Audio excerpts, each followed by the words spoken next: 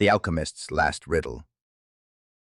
Once upon a recent Tuesday in a normal suburban neighborhood, except for the unusually high rate of backyard wormholes, there was a garage. Except this garage had no car. Instead, it had 24 beakers labeled "Do Not Sip," a squirrel wearing goggles, and a former man-turned-alchemist-turned-dog.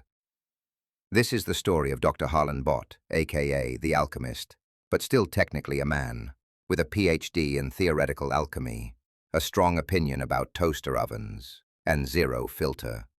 He used to be Dr. Harlan Bott, professor of alchemical engineering at Midtown Polytechnic. He was a genius. He was respected. He once turned a vending machine into a quantum mirror. Then one day, during a late-night experiment involving essence of chaos, a donut, and unsupervised curiosity, poof, doghead. Frankly, He said, slurping coffee through a straw. I think I like it. My sense of smell is insane. In all empirical fairness, it's the best upgrade I've made.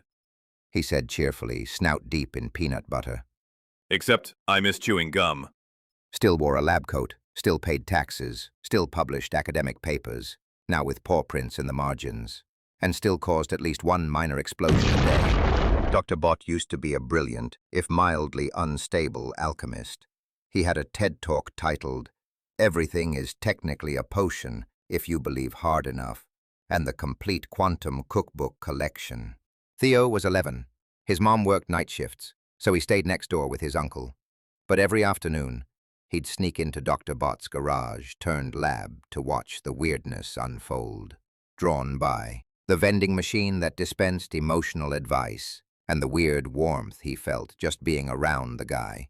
Sure, the lab always smelled faintly of burnt marshmallows and regret, but still, there was something cool about this alchemist, even if he was now a dog. He'd seen a vacuum cleaner that could time travel, only to Tuesday afternoons. A box labeled "Do Not Open," it meowed, and a foam explosion that filled the driveway and briefly held sentience.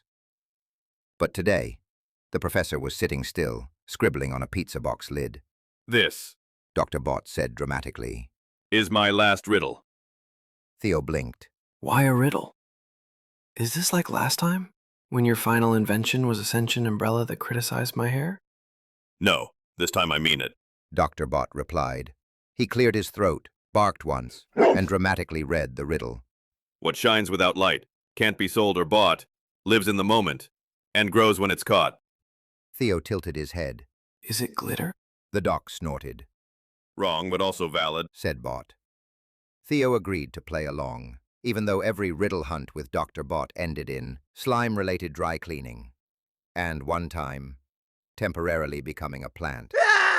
Clues included interviewing squirrels via translator helmet did not work, watching microwave popcorn for metaphors, and almost being zapped by a rogue disco ball drone.